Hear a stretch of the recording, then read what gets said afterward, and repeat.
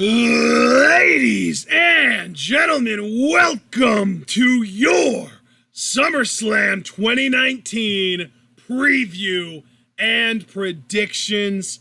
We have got 10 matches officially announced for this show, and believe it or not, not a single one of them has officially been made on the pre-show. So we've got 10 matches announced, none of which we know of are on the pre-show.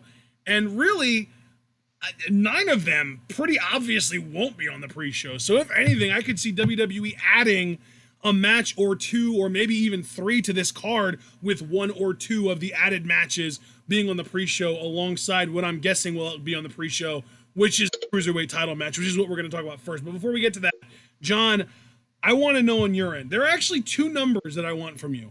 The first number that I want is a scale of 1 to 10 rating, not of how excited you are for the show, but how well you think WWE has built to the show. And then the second number that I want from you is the actual how excited are you for this show number. What's your hype level?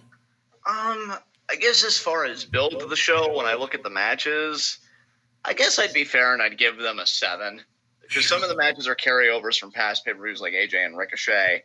Kofi, Orton, the build has been very easy, and I've actually enjoyed the video packages. I've gone back and I've watched both multiple times. Lesnar, Rollins, another carryover, so that's not too hard, even though we need to have a talk about Seth Rollins on this thing. Yes. Kevin Owens and Shane, they've done well enough. Balor, Fiend. Fiend's my favorite character going right now.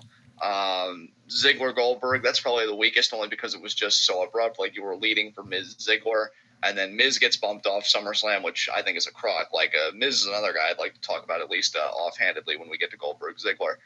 Stratus, Flair, again, bit short notice, but for what they got, it's fine. And so, yeah, I'd say for that. But as far as my anticipation, I got to be real with you all. So, okay, I'm going to tell you guys the matches that I'm actually looking forward to. AJ Ricochet, Bayley and Ember. Orton and Kingston to a point, because I actually have enjoyed the story, and I think it'd be a great moment of vindication for Kingston.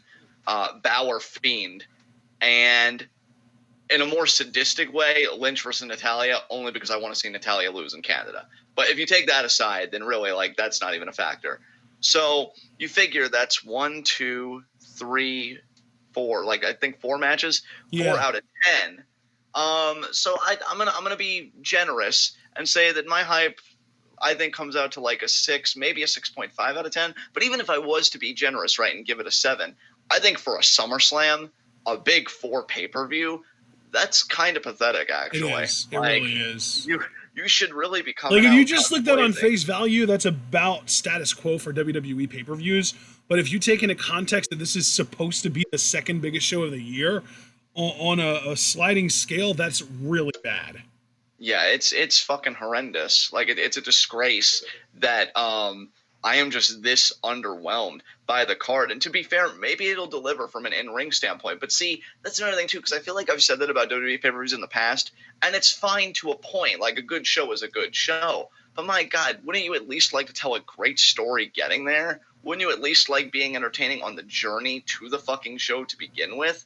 And I just feel like this SummerSlam, I mean, again, I don't want to speak for you or our audience, but for me, this SummerSlam has been absolutely fucking lifeless. I think what I'm struggling to understand is why you and I agree with you that it has been very lifeless, but I'm wondering how you can say that and give their build to the show a 7 out of 10 in the same sentence or in the same. Because I feel like it's been good enough, to get us to where we need to be. But again, this is a really big show, and I just don't feel it. The idea that Shane isn't even wagering anything in his match with Kevin Owens, which on the character side, I get he's the one with the power and the stroke, and he is the heel. So why should he have to give anything up? But I was hoping that they'd write in, maybe Vince comes out, right? Because they've done this before. There is precedent for this. And he's like, well, Shane, I haven't really liked your attitude as of late. So if you're not going to put anything up against Kevin Owens, I'll put something up for you just to spice it up. But it's Kevin Owens has everything to lose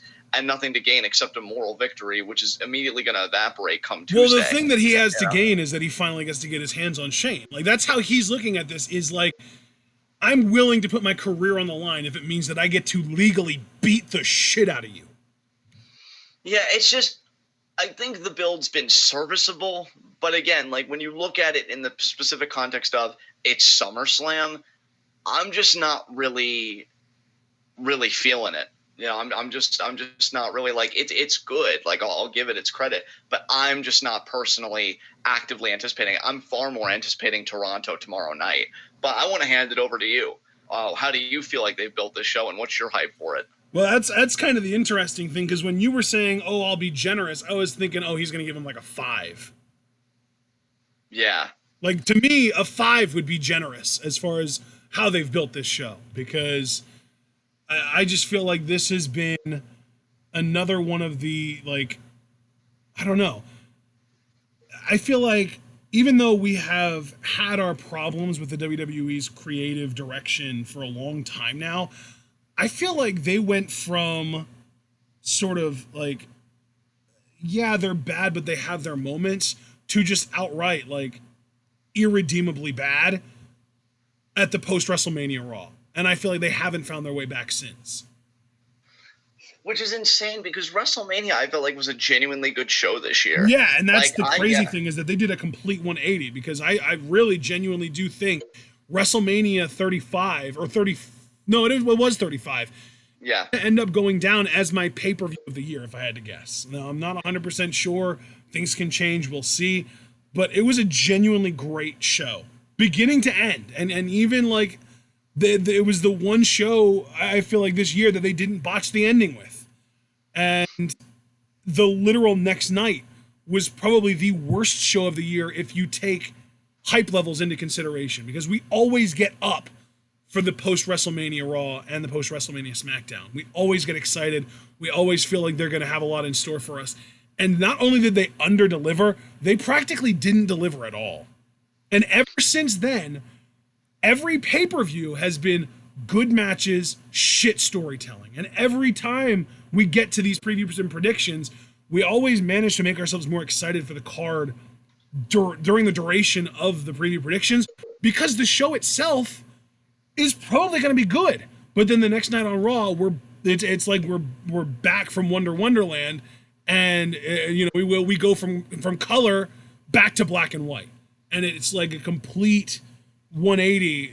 It's crazy how contrasted the quality of WWE's pay-per-views have been this year to their television product.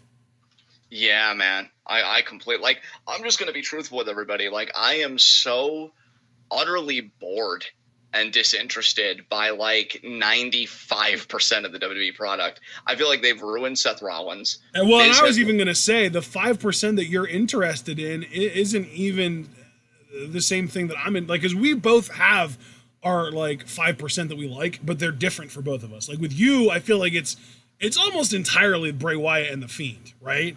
Yeah, it's the Fiend, it's Kyrie. You know, it's really just my faves that I love, you know, and keep track of. But like everything else, like, and again, I'm still proud, you know, Kofi's our WWE champion. I feel like he's done a well enough job. Like, I can't blame him for shit, right? I can't blame anybody for shit writing, or just boring feuds. But like, just so much. I feel like I'll be able to articulate more of what's wrong when we go through these matches. So I don't want to have the rant right here when we haven't even gone over a single match yet. But I've never felt like, just to really articulate this as best I can to our audience, I feel so disengaged with WWE right now in this present moment, sans NXT and sans a few of my favorite performers. It really does feel like Impact Wrestling to me, where like if I had the option, I would just read the spoilers for like Raw and SmackDown every week, and like that's it. I have never ever cared less for this product than I do right now in this moment, because I just think it's just been so lackluster. Yeah. I just feel so, yeah. I mean, I'm sorry, like, I can only tell the truth. I've never felt worse on the product in my life, and I've been watching for close to 20 years. Yeah. So like, what does that tell you? And I would say I haven't felt worse about the product since like 09-ish, which is, you know, 08, 09 was when I took my break. So that tells you how, you know, if we, like, it's like you said, if we weren't covering it, we probably wouldn't be paying attention to it at all. I can tell you flat out I wouldn't be. Like, yeah. if it was not for TwitWow giving coverage, and I would like to thank the best coverage, I wouldn't fuck with this at all. Like, I would do what I've been doing, and that's just watching the clips on YouTube at best. And even then, like, they're lucky I'm not so disinterested again that I just don't find a written report. And I read the spoilers week in and week out. They are so lucky they have NXT, dude.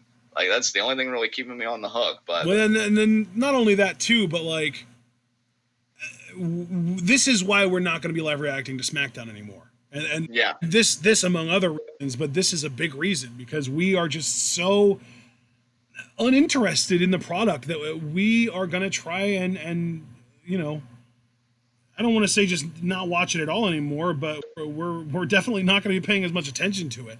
And really, like the WWE catch-up commentaries, it was a combination for a few reasons. First of all, it was a reason for us to basically give ourselves a reason to care enough about the product to even bother watching or paying attention to it, so that we actually keep up to date for previews and predictions like today. Second of all, it was because we know that you guys like hearing us talk about WWE, even if we are immensely negative on it most of the time. And third of all, it was just because we feel like we kind of have a little bit of a unique voice within the YWC. Like, I'm sure there are a lot of people that'll say, oh, WWE fucking sucks, and, you know, they'll shit on the product, and we do that too, but I think that there is kind of a level of reasonable that we bring to the table that a lot of people that shit on the product just don't.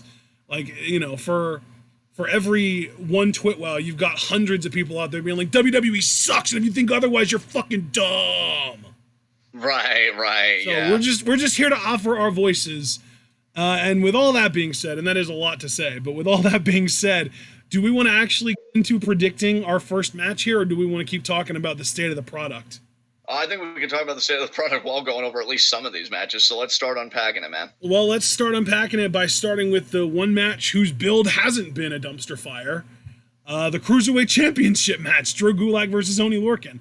Now, the biggest reason that the build to this match hasn't been a dumpster fire, I mean, realistically, it's probably because it's on a show run by Triple H. But the actual biggest reason as far as television goes is because we just found out this match is happening 4 days ago. 3 days ago. This match literally just got made on Tuesday. Yeah. And I enjoy both performers. I think having Gulak as Cruiserweight champion is incredibly smart. You know, he's very technically sound, great on the mat. Oney Lorcan, a great striker.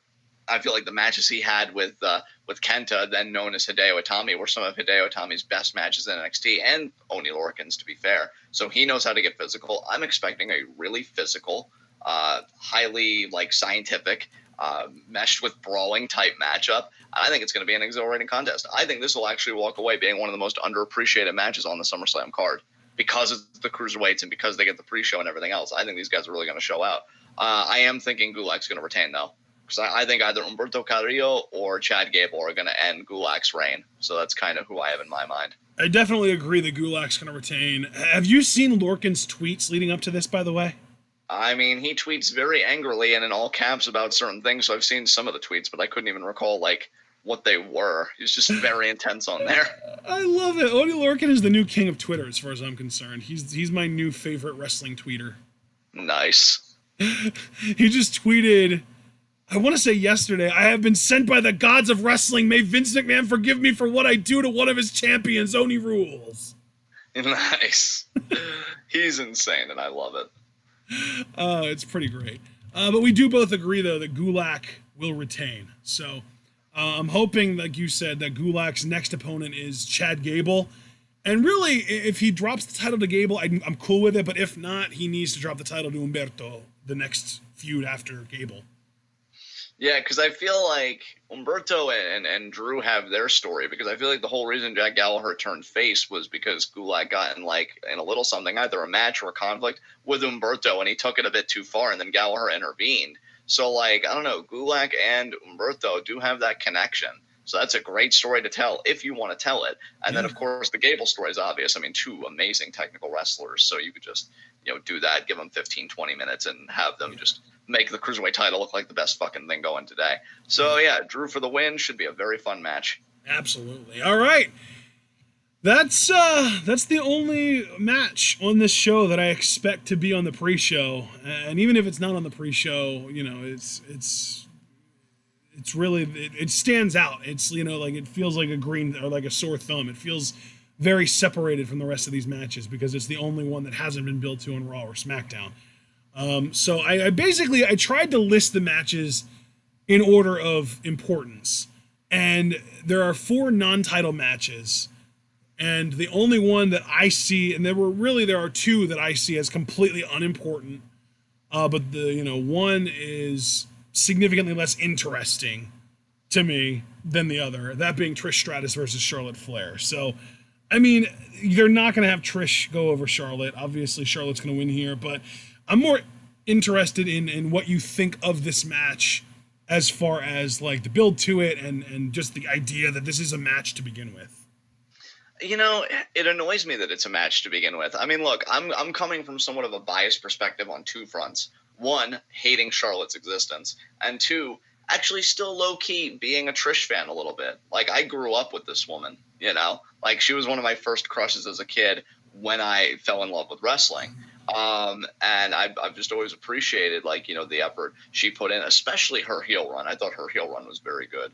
And so, I think she earned her spot. I think she did well for the time period. Was she the best in-ring worker? No, because you had people like Victoria and Molly Holly and them sharing a locker room with her.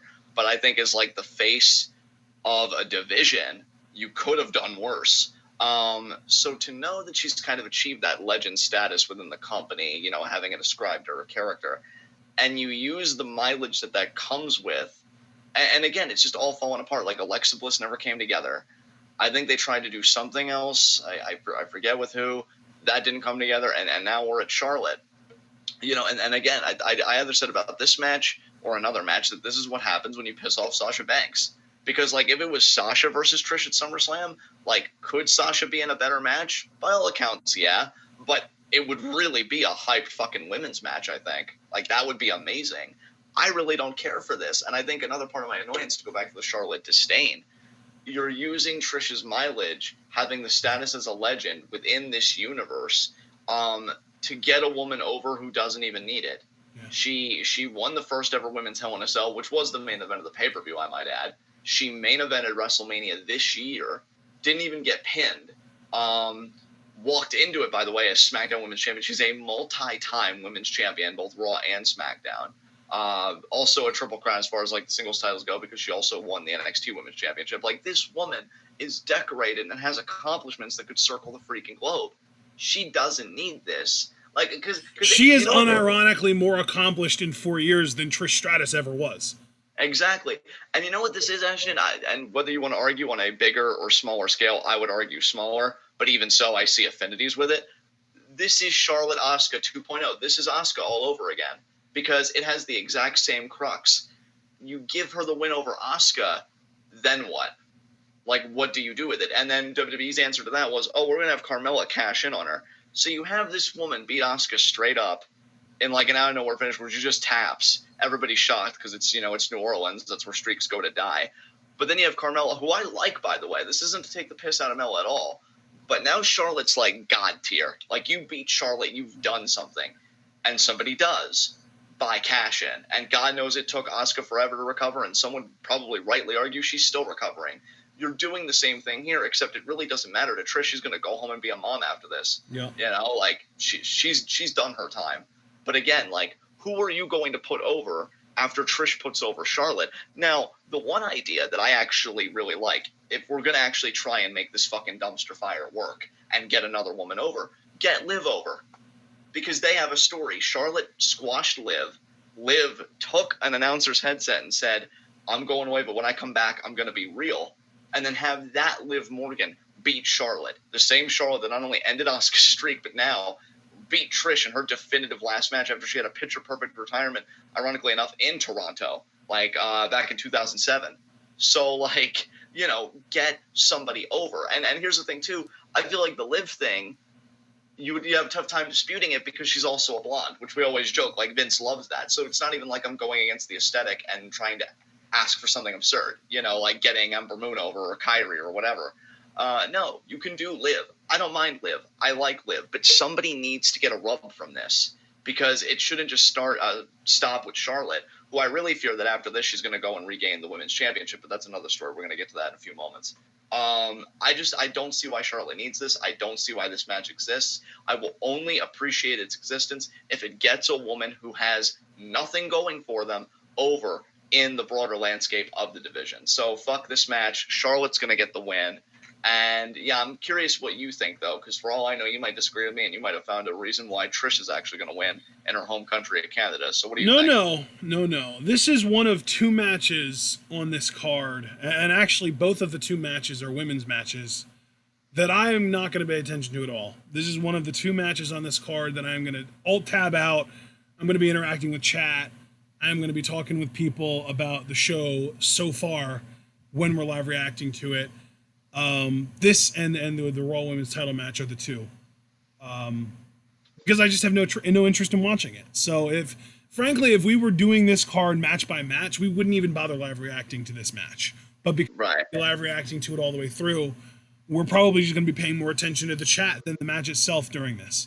I'll probably perk my ears up a little bit when the bell rings for the match to be over, just in case somebody comes out and tries to kind of make a name off of themselves or off of Trish or Charlotte. We'll see, but I kind of doubt it'll happen. I kind of doubt it will come out.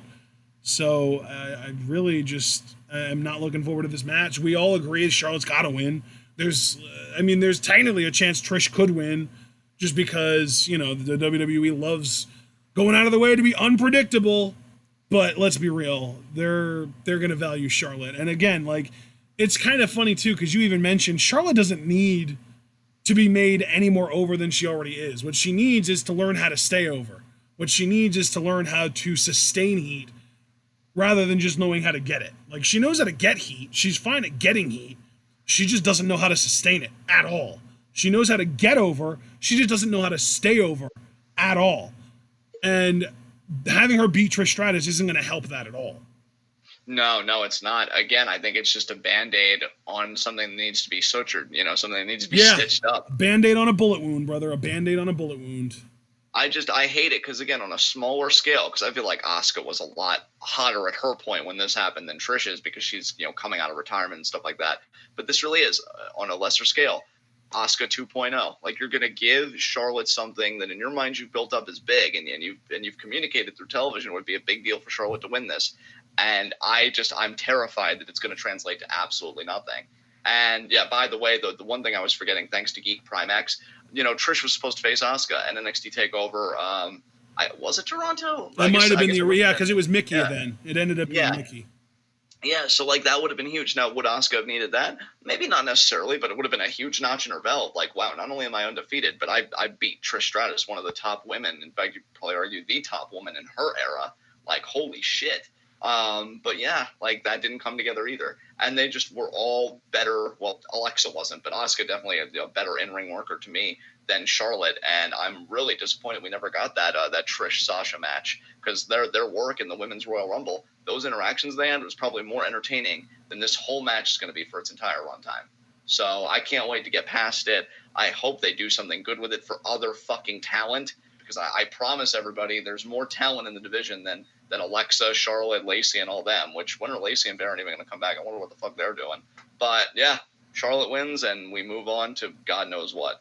All right, well, now that we've gotten through that, let's get to Goldberg versus Dolph Ziggler. I mean, obviously Goldberg's not doing the job here. I'm just wondering how long this match is going to last. Do you think it's going to last 90 seconds, or do you think it's going to be a 30-second match? I'm hoping for 30. But yeah, it'll probably go 90, because Dolph will probably pull what Kevin Owens pulled at that Fastlane pay-per-view. He'll go out of the ring, and maybe Miz's musical. Maybe they'll do a shot-by-shot remake just with different actors of how Kevin Owens lost, because then maybe Miz will go Dolph back into the ring, and then the squash by Goldberg. But I just want to take this opportunity, because I don't give a fuck about Goldberg. I sure as hell don't give a fuck about Dolph Ziggler. I roast him every chance I get. Excuse me. This is so disrespectful to Miz. I'm so disappointed in what's happened to Miz's character, and really just his general, not even his character, his general momentum. Here I was thinking, stupidly, I will take the L on this one. I was stupidly thinking that this Shane McMahon feud that he had would be good for him. Because, even if Shane would get up on him, because I even bought into the idea, and you know this, that Shane would get so egomaniacal, he would put the title on himself. And then Miz would rescue the WWE Championship. I had this grand story in my mind that I thought WWE, I was actually my image was corresponding with reality. We weren't fucking close. Miz still, I want to point this out to everybody, Miz still hasn't gotten his win back over Shane, and he probably never will. Like, the match that Kevin Owens is getting, in all honesty, probably should have been Miz's spot with the story that they were originally telling. And I feel like the crowd was really getting behind Miz and giving him great reactions. But I said on day one on this podcast, you are what you're booked. And they've made him look like a fucking loser. And not only have they made him look like a fucking loser, they've made him look, and Ashton, to your credit, you've pointed this out many times, so I'm not going to act like this is me, because you're the one that's pointed this out. They've made him look like an idiot, because he keeps getting put in these matches with Elias or so-and-so, these 2 out of 3 falls matches, never thinks to bring backup, never thinks to have, like, a weapon to fend off, anything. They have completely taken this man's momentum and just dunked it in the fucking toilet, to the point where in kayfabe now, he's taken himself out of this match. He's been reduced to a Raw match with Dolph Ziggler. But Dolph gets to stay on the pay-per-view. The guy that has done fuck all, that leaves for long periods of time and then comes back and then, for whatever reason, gets a main event push, while Miz has been consistently here. Because I mean, look, let's be real. I never use this argument against people, but Dolph's no John Cena.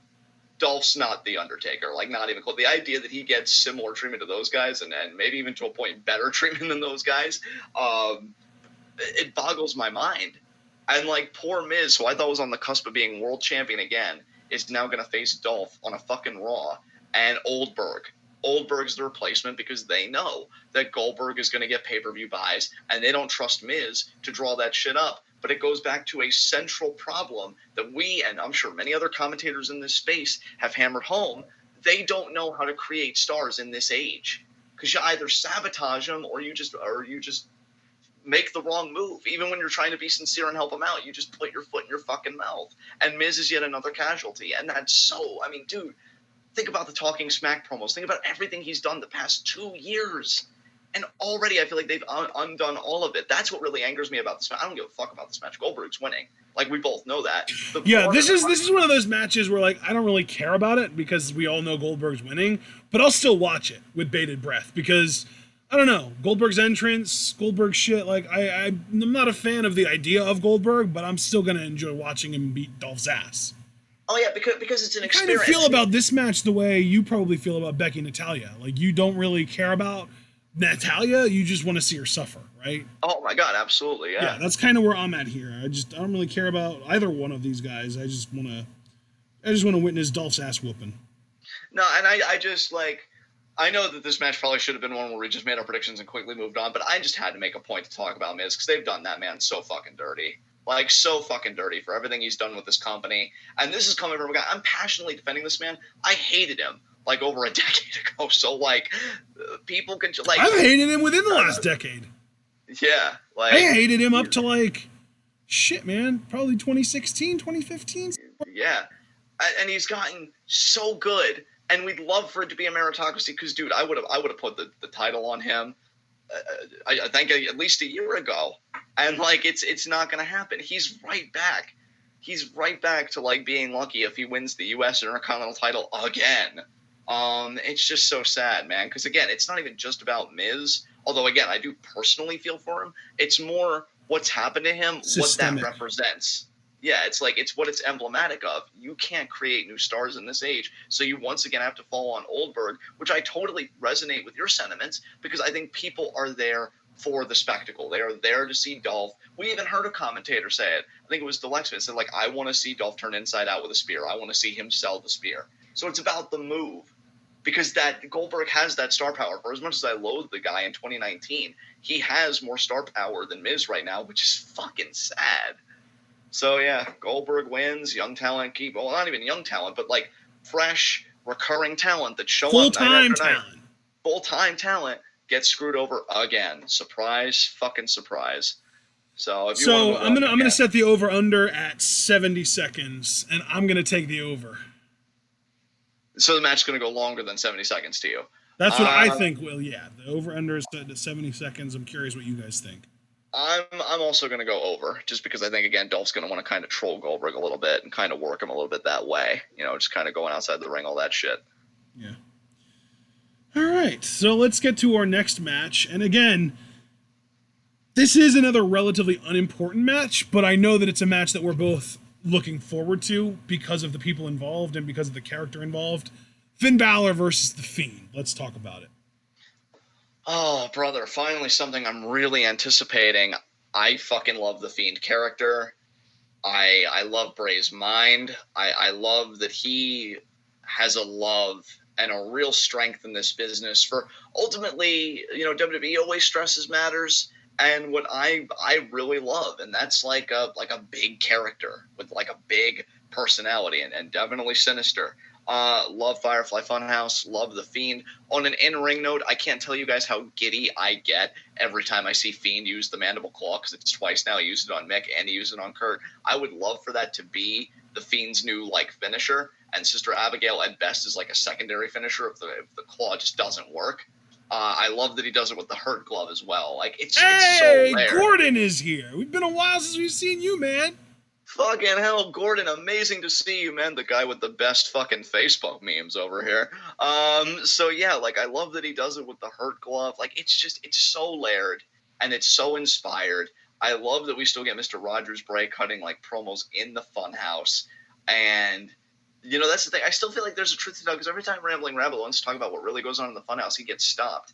But we already know about the Fiend. So I still feel like there are dark secrets to learn as well, which keeps me on the hook. Like there's a greater mythos here than what's been revealed to us. And so yeah, I love everything about it. It's like the Fiend and Kyrie, the two big things fandom wise that are keeping me engaged in this company in 2019. It's so fucking good. Yeah, and as far as the main roster goes, for me, it's mostly Daniel Bryan, and he's not this card, so. Yeah, and brother, I agree with you too. Because the funny thing about Bryan, this is not to like take the piss on him. He never really comes to mind, but when he's there, like when he's in my periphery, he is really like the best thing on my television. Like he's so fucking good. So I'd say him too. You're absolutely right about that. Finn, I love Finn to death. He's a good guy, great worker in the ring. I actually am happy that he's taking a break after this. I think him being away from audiences, and if he re-debuts in an exciting way, like, I don't know how you feel about that. If you feel like he should come back like as a heel or challenge AJ for position in the OC, or maybe he just comes back as smiling Finn Balor, I don't know. But I do feel like a break, regardless of what comes after, will be good for him. So I'm giving Fiend the win. Hopefully it's a quick win. I would love for this to be a squash. I would love for the Fiend to destroy Finn Balor. And if it's not going to be like a straight up squash, I'd love for him to just like no-sell a lot of the offense and for Finn to really have to earn it. Like I want the Fiend to look unstoppable, because I already have in my mind Fiend versus Seth Rollins. A big match I have is Fiend versus Brock Lesnar. Oh my God, the lights going out on Heyman and Lesnar, with Lesnar being taken out with the claw to close Raw. Goosebumps. Like, especially if commentary would learn to shut the fuck up. But yeah, I'm giving Fiend the win. I'm so excited for where this character's going. I'm sure WWE will disappoint me eventually, but for now I'm enjoying the ride. And what do you think about this match, Ashton? Yeah, I have very similar thoughts as you, man. I'm very excited for this match. Really interested to see, like, this is one of those few instances where I wish I could, like, fast forward a year just to see what ended up happening with the Fiend. Because, like, I feel like we're watching a movie, but it's not really a movie because it's, like, 30-second segments every week. And not even every single week. It's, most weeks. And it's like we just kind of have to sit around and wait for the next one to come around. It's like, man, it's just not happening fast enough for me to really enjoy. I think I'm a little more prone to getting that fuck you heat and just throwing my hands in the air and giving up on an angle than you are. I'm a little less patient than you with this kind of stuff. So, which, brother, I do not blame you in the slightest. Like, I am not the lucky one here. Believe me. I don't know where my optimism even comes from for characters I really like when I know they're situated in a toxic and uncaring environment. But I'm willing to wait just because I really see how hard Bray has worked. Like, you can see the effort. I think the mask is amazing. I think if they book him right, he'll be to this generation what Kane was to his generation in the late 90s. I really believe that. But they've got to do right by him. And the first step is he squashes Finn, undoubtedly. So we'll see. Yeah, I mean, again, this is another example, like with Trish Charlotte, like with Goldberg Dolph. The winner's very obvious. The winner is very obvious. The Fiend has to win. The Fiend is almost definitely going to win. And I'm okay with obvious booking when it makes sense. Like, obvious booking, if it's obvious in the sense that, like, oh, Roman Reigns is the new #1 contender for the Universal title. Like, if it's bad obvious, I'm not into it. But if it's like this storyline has led to a logical conclusion and then you actually do the thing that the logical conclusion would suggest you do, that's good, obvious booking. You know what I mean? Absolutely, man, for sure. And that's kind of what this is. Finn, we know he's not using the demon, so the demon entity is going to be protected, and we're probably eventually going to get the demon versus the Fiend. I'm just interested to see where the Fiend is by the time the demon is back in the picture. Like, will the Fiend be in the Universal title picture? Will the Fiend be, with the U.S. title maybe? Will there be any championships involved in general? Is he just going to kind of go on a tear and just kind of keep harassing different people? I just don't know what the motivation is here. And this is one of the rare cases where I actually like that I don't know what the motivation is. I just am looking forward to finding it out, you know? Yeah, that's more than fair, man. Absolutely. All right, so we both agree then. So far, we've been in complete agreement. We both have Gulak retaining, Charlotte winning, Goldberg winning, and The Fiend winning. I wonder if that trend is going to continue here. Kevin Owens versus Shane McMahon. If Owens loses, he quits WWE. I mean, I'm assuming Owens is going to win. I'm more interested in what you have to say about this, though, because I have heard some interesting takes that suggest that Owens isn't necessarily a lock, but I'm curious what you have to say. Maybe I'm taking it for granted, but I do think this match is very straightforward because they have two options here. Let me put it to you this way. And the second option really annoys me. The first option, straightforward. Owens beats the crap out of Shane. He takes out Elias. He takes out everybody in front of Toronto. Toronto erupts because I'm sure Owens will have a meeting out of the palm of his hands. I'm sure they'll be very, very loud for him. And he beats Shane. And it's just a great SummerSlam moment for Kevin Owens, who is so passionate about this industry, and I'm sure probably has his own favorite SummerSlam memories. The other option, Shane actually fucking wins this. Now, here's what annoys me about this option, because here's the thing. If this was a more inspired product, right, and it had better writing, Kevin Owens having to quit would be very interesting. But here's the thing, though. We've seen storylines like this before, like with John Cena and others, and they never commit for very long. Like, they're not gone long enough for you to miss them. That's why it was always ridiculous when they tried doing this with John Cena, right? Because he was the guy back then. You're not going to let the guy go. I mean, at most maybe for 2 Raws, but even then you're going to mention him on commentary down our throats and this and that. You're not going to give us the opportunity to miss them. That's why I always feel like storylines like this are so stupid, because they never commit. They never really keep the foot on the throat, proverbially speaking. If they would, it'd be interesting, but I can already tell you, Kevin Owens would maybe stay, because after SummerSlam, it's what, Clash of Champions? Yep. So maybe at best, right, Owens would miss Clash of Champions, but he'd be back for the October set of pay-per-views. They would just not commit to this for very long. And that's just why I kind of throw my hands up and like, well, one, why even do it? And 2, Kevin Owens is winning. Because I feel like if Shane were to win, I guess I'd hold out, curiosity, like, oh, okay, how long until you renege on this? But yeah, they just historically, they've never committed to storylines like this for very long, and it just leaves it so bland and boring. So I just say go the easier route, have Kevin Owens win. Everybody goes home happy. What do you think? Yeah, I definitely feel the same way. Like I said, I have heard takes. I have heard people try and kind of argue that, Shane could win and then it could lead to something. But I think that the best soundbite that I've heard anyone, and I want to actually give credit to Deluxe Man for even saying this. The most excited that I have felt for this match was when I heard Deluxe Man say, I wonder if they will write Shane McMahon off TV by having Kevin debut the package pile driver on him.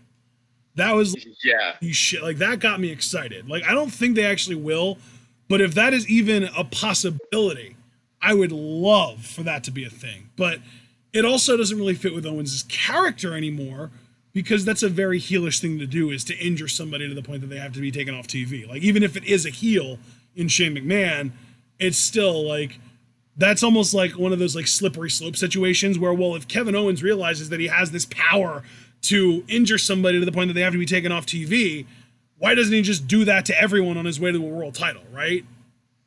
Exactly. And I will say the only narrative framework that I feel like the package pile driver is feasible is if Kevin Owens would lose, preferably by dirty means, which I could never in a million years see Kevin Owens losing clean to Shane McMahon. And then, after the fact, Kevin realizing, well, I've already lost my job. What else could I have to lose? Then he hits the package pile driver on Shane, so at least he makes good on taking Shane out before he goes out the door. That's the only narrative framework I could see that being plausible and making sense for the character, because he does want to rid SmackDown of Shane, and that would just be his way of doing it. Granted, though, I do concede, like you said, that's a very heelish way to do it. But again, Kevin, maybe not thinking rationally after losing his job, but I just feel like WWE doesn't handle nuance and complexity well, and I think that they take nuance and they turn it into convolution. So I just think, again, you just go the straightforward route. You have Kevin Owens win.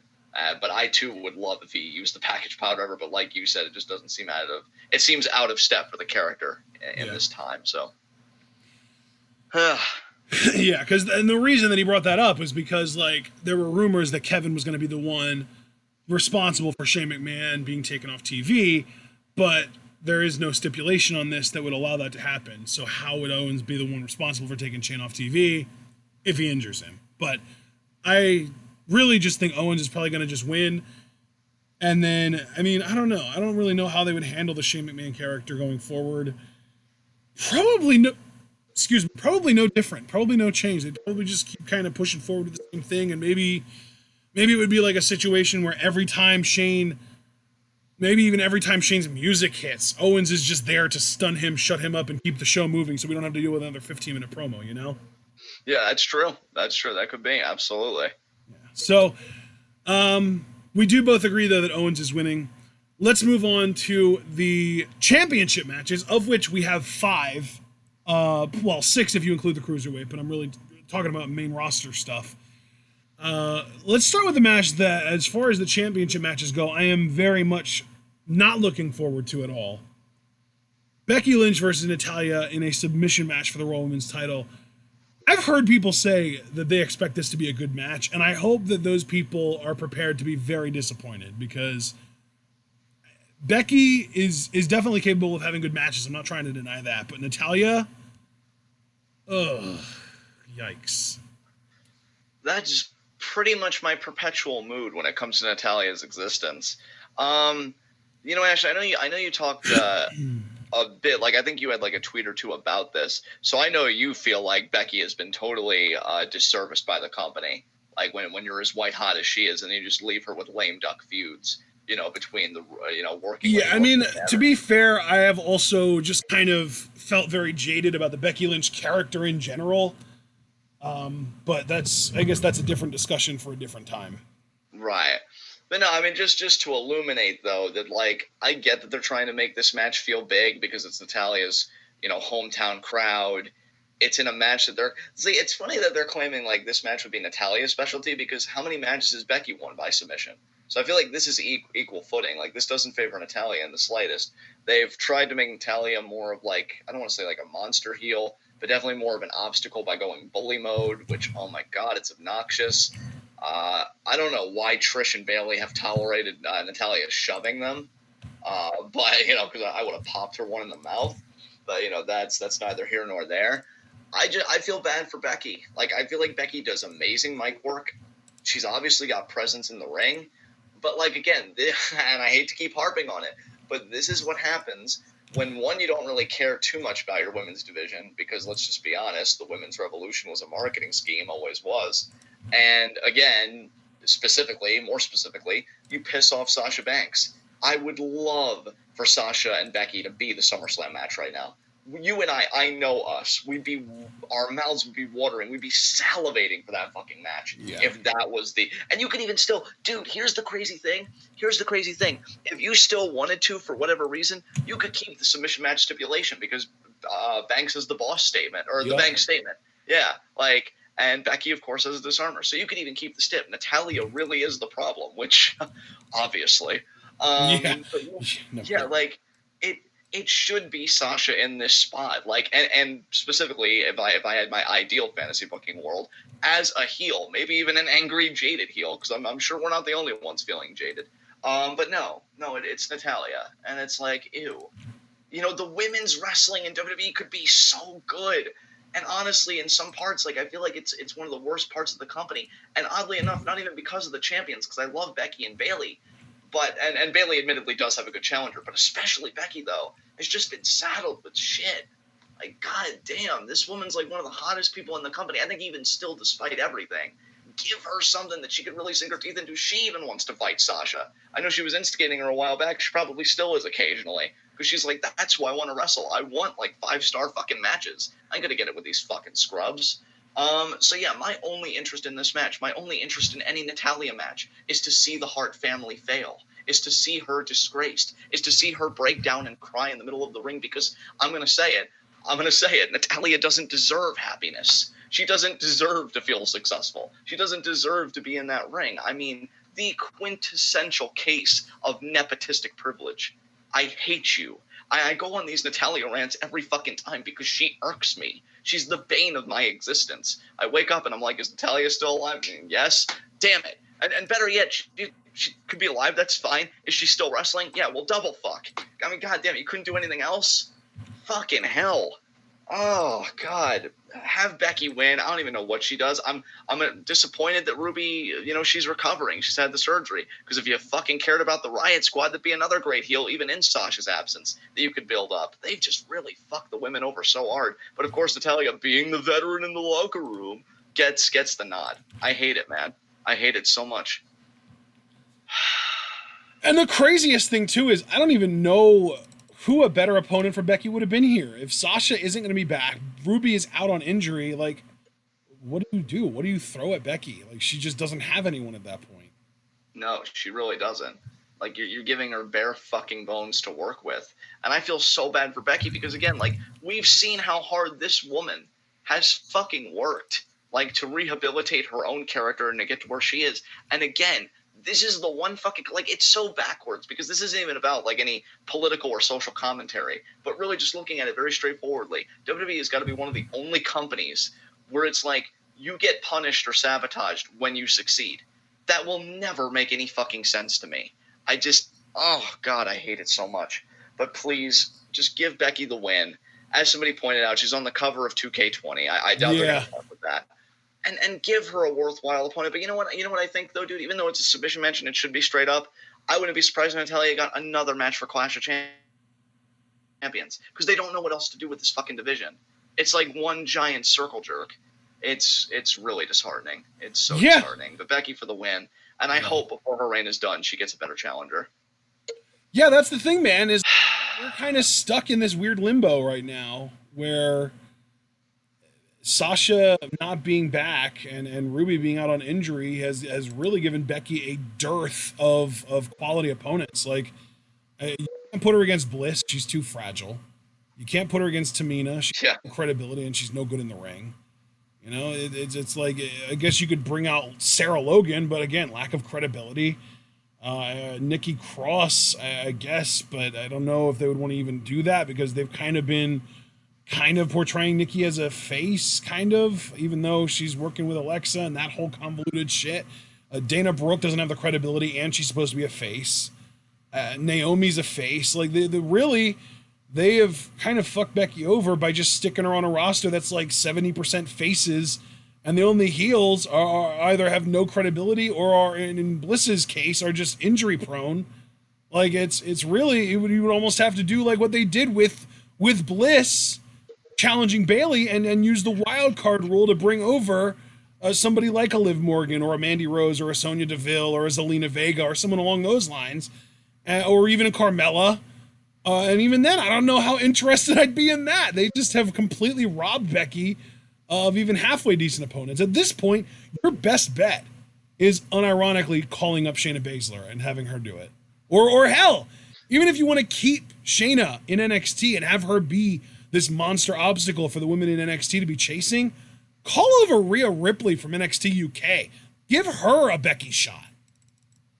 Yeah, because they've even had Twitter interactions in the past. Like, you need to do something. Because, dude, I will tell you, I feel, especially Sasha's absence, but also Ruby, because I just love her so much. But especially, like, right now. Ruby's great and all, but especially Sasha. Sasha being gone is definitely felt. Yeah. Oh, my God. Absolutely. I adore both of those women, and them being gone, yeah, it just completely changes the complexion of the division for the worse. So... yeah, I really hope they get their shit sorted soon because Becky deserves a better reign than this. Like, I am so sorry. And I think her fans, bless them, I think they're still finding ways to enjoy it because Becky keeps bringing it and she keeps delivering on the mic and as a personality. But I can only imagine, like us, that they would love to see Becky lock it up with people in the ring. Like, I agree with Kirby Freeman. To me, Becky's last really great match that had championship implications was her match with Asuka at Royal Rumble. Like, I love that fucking match, and I too would love Becky Asuka too. But Asuka's in Kabuki Warriors, but you wouldn't know it because WWE thinks that it's Io, apparently. So yeah, fuck this company, fuck how they treat the women and the current state of the women's division. Becky is still an amazing thing going forward, so she absolutely should retain. I think she will retain. Yeah, I think she will. And here's to hoping, right? I mean, I can't even imagine them put. Oh, absolutely. Fucking Natalya of all people, right? Dude. Man. Oh my god. All right.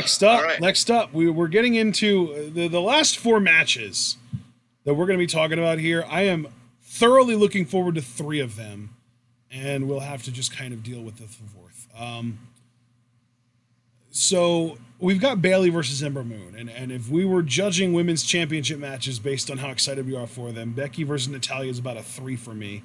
And this is about a 9. So that's how distinct and different these 2 women's championship matches are. Because, man, I like Bayley, but I fucking love Ember Moon. I can't wait to see her finally get an opportunity to get a singles match on a pay-per-view, maybe even get time. How nice would that be if this match actually got time?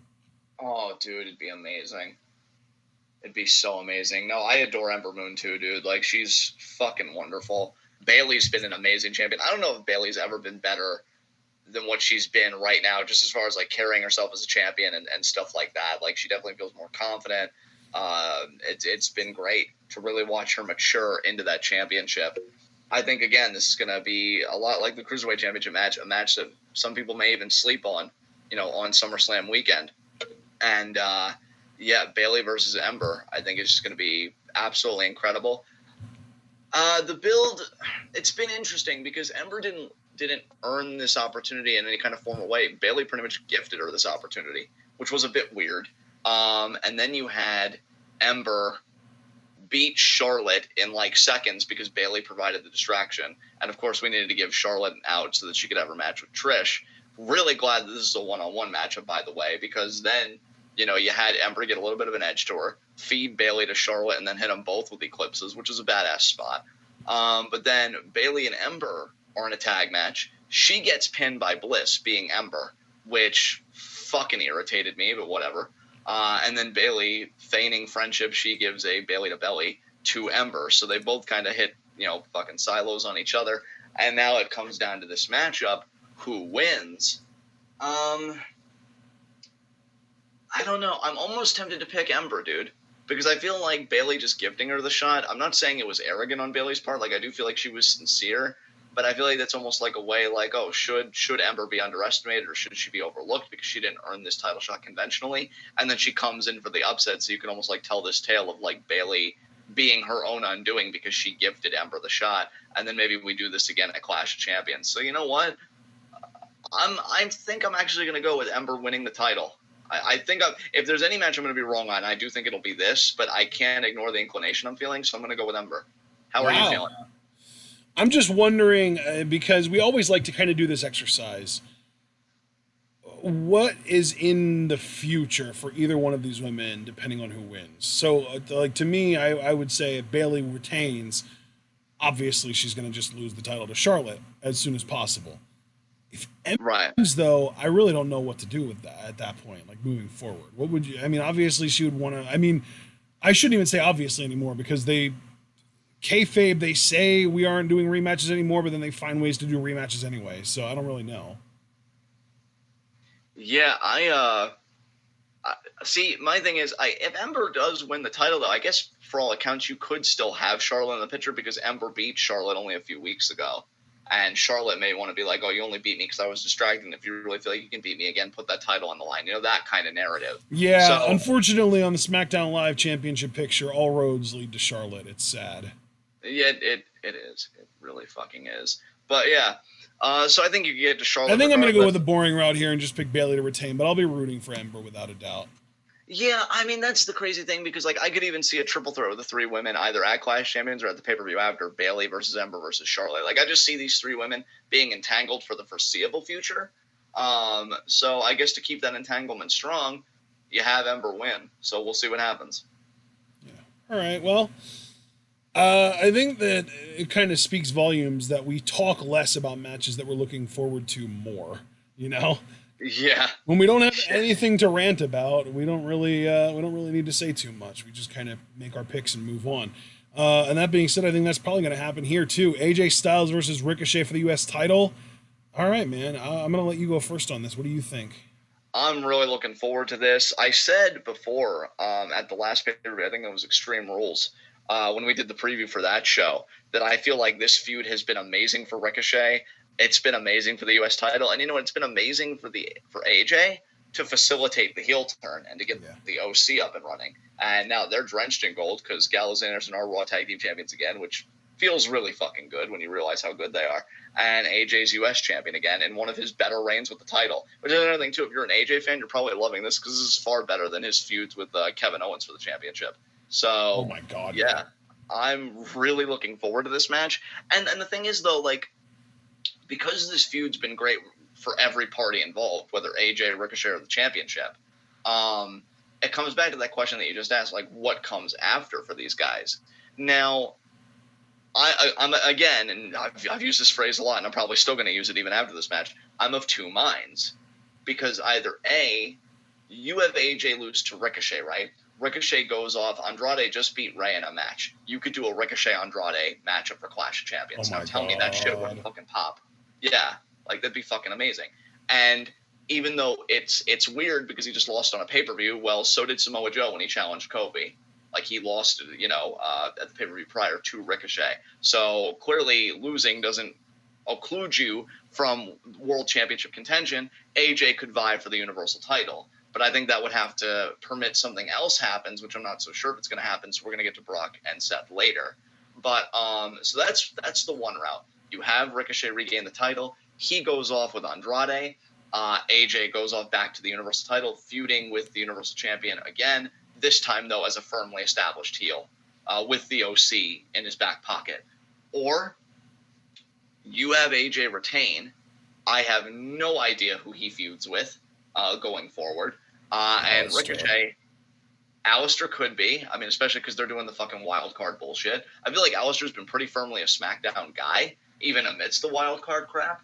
But, I mean, hell, WWE doesn't care about the rules. WWE literally makes its own rules on Showtime. Like, one Raw could have completely different rules from the next Raw. So, like, yeah, that's totally on the table. I mean, yeah, that's the thing. Like, the wild card was originally only supposed to be 3 or 4 guys. And boy, has that changed. I mean, literally 3/4 of the women's tag team title match this past week were SmackDown talent. Yeah. Yeah. So, and it's even more than 3/4 because technically Nikki Cross is supposed to be a SmackDown talent. So the only Raw exclusive talent in that match was Alexa Bliss. Out of 8 women, there were 7 SmackDown superstars in that match alone. Yeah. Yeah, it's pretty disgraceful, actually. But yeah, man, like Alistair's on the table for sure. I keep hearing that like WWE is apparently very high on Ricochet, and maybe he'd be a main event talent in the future, which I would love. I think that'd be great for him. I wish he was better as a talker, but he'd probably be good enough, if you keep the promos fucking succinct.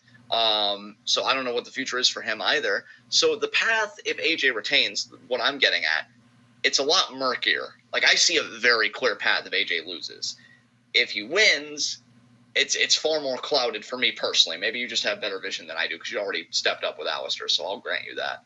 I mean, you could also do Cedric Alexander. That's true. He has been getting a rub lately working with Drew, so he could step up to AJ. Yeah, I guess there is a path.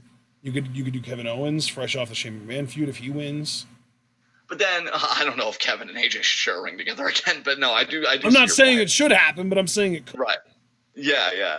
What would you have Ricochet do though? Because I already told you, Sammy. like my Sammy. Man. Yeah. Yeah, I mean, I'd guess. prefer Andrade for sure, but I'm just presenting an alternate option to the one you already presented that I love. Right. You know what? I feel like Ricochet winning is the more inspired path, which is why it won't happen. So I'm just gonna go with AJ retaining. I love your logic, my friend. Oh, I love it. I agree. I have AJ retaining as well. So, but did you let me just ask? I mean, did you agree with my logic at least? Like, if AJ would lose, like that would just seem to be the paths where they should go. Or did you like have a different? What was your path for AJ? Because I know you said AJ just getting back in the Universal title picture, but as a heel this time with the OC in his back pocket. Well, yeah. I mean, maybe. The thing is, like, if it's Seth, yes. If it's Brock, it's just not it's not tenable if it's Brock. No, even I could concede that, because that is the one thing about my clear vision, quote unquote, is it's a big ask in the main event. I'm like, I don't know if that's going to come to pass, which again, we'll get to that in a few matches. But yeah, I'm just going to go the conservative route. AJ retains. And it's not that he's been bad with the title. Like, I love heel AJ in WWE. Like, both of his runs I've found entertaining. But yeah, I just think he'll retain. And I hope Ricochet has something good to do after this. So, all right, unless you have anything else you want to say, we can get to our world title matches. Yes, sirree, we can. We can get to our 9th match, which is the one that I'm a little iffier on, mostly because of the challenger. Kofi Kingston versus Randy Orton. And I know that you're into this because of the story behind it, but I just don't care what happened a decade ago. I hope Kofi retains, but this is one of those few matches where I don't know. I wouldn't be super shocked if Orton won here, just because there's still, I feel like there might even be more story to tell if Orton won here, because then that immediate is like, holy shit, you know, Kofi, you know, he's overcome all these obstacles, but that one monkey he just can't get off his back. That's Randy Orton. Yeah. Here's my thing, man. Am I looking forward to this because I feel like the narrative will be rich enough that they really didn't have to try that much except like lean in? Yeah. It's so contingent though on one thing that's an even bigger ask than Brock Lesnar showing up more often, and that's for Randy Orton to try. Like, if he tried in this thing, it would actually probably be a really good match, admittedly. But like, ain't gonna happen, fam. Come on. Like, I'm optimistic, shockingly, in 2019 for the WWE product. There's a difference, though, between being optimistic and being a fool. I'd like to think I'm not a fool. Randy Orton ain't fucking trying for this shit. You want to know what I would like to see happen here, Ashton? What would I you would like to see happen Kofi here, retain, and that is my pick. Kofi's going to retain here. Yeah, I think Kofi's going to retain, and I want him to retain. I think he needs to retain based on the tone of those video packages. Because, like, if Kofi were to lose, you want to talk about burials, which we'll probably use that word when it comes to the main event. Like, it would be a burial to me of Kingston and his title reign if Orton were to win here. Because the whole thing is, like, oh, I made Kofi Mania happen. You know, I'm the reason Kofi's in the position he is in today, but he's still not on my level. Like, I decide when Kofi's at that level. And if Orton wins, again, it's another weird case of a heel tells the truth, which, oh my God, how fucking mortifying. But Kofi wins, I'll personally tell you, and this is only contingent on him putting the guy over, which, again, a big ask. There are a lot of big asks in WWE in 2019. I would want Orton to feud with Mustafa Ali, because he called him, well, he didn't call him out, but he mentioned him in his video package. He called Mustafa Ali the new Kofi Kingston. He was supposed to be in the chamber, but then I stuck my foot, my heel so far in his eye socket, Kofi took his place. I would want Mustafa to hear that. And I don't know if he should beat Nakamura for the IC title, but if he did, him and Orton in an IC title feud, and if not, he just picks a fight with Orton because he wants to be WWE champion. And we know that for a fact because Ali. I mean, yeah, that's the thing. Like, when you say picks a fight, I would love to see if they have to do Ali versus Nakamura for the IC title, and Ali loses, and then who goes after Nakamura? Aleister Black. Yeah, Aleister Black can get Nakamura. Ali gets Orton because they both lost in their big matches. But Ali see, and Ali Orton is a match that I'm more interested in because then Orton really does feel more like a true obstacle. Whereas with Kofi, like Kofi has been on such a run, he almost feels like the obstacle for Orton in this, even though like long-term storytelling wise, Orton is obviously the obstacle. If you have only been watching the WWE since April, Kofi, it feels like Kofi should win this match with ease. One trouble in paradise and it's over. Yeah, absolutely. No, I really like the idea. Again, certain factors have to come together, which I know aren't, but like on paper and working in idealist terms, I really do like the idea of an Ali-Orton feud, because I feel like Ali, again, with his chase being wanting to be WWE champion, wanting to reclaim what he lost and that Kofi conveniently stepped into, what better way to make a mark than beating a 13-time world champion? Yeah. So, like, yeah, I'd have Kofi retain, and then Orton works with Ali, and then I have no idea who you have Kofi work with for Clash of Champions, but, you know, maybe you do a face versus face match. I don't know. That's just weird. Or maybe you just kind of just build a heel out of nowhere. I don't know. I mean, hell, wildcard rule AJ.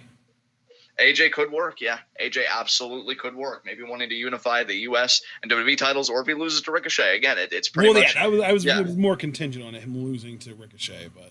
Yeah. I mean, yeah, I absolutely could see that for sure. And, Sami Zayn would work even. Like, there are so many... That's the crazy thing about the WWE right now, is that there is a ridiculous list of incredibly talented performers who not only are on this show, but even ones that aren't being used. Yeah, man, absolutely. Like, let me pull up WWE's roster right now. So, you like that little squeaking thing I did? I do. You're just like, let me show you something. Okay, so here's a list of every heel in WWE that has a potential feud with Kofi. AJ Styles, Baron Corbin, Bobby Lashley, The Fiend, Cesaro, Drew McIntyre. Let's see here.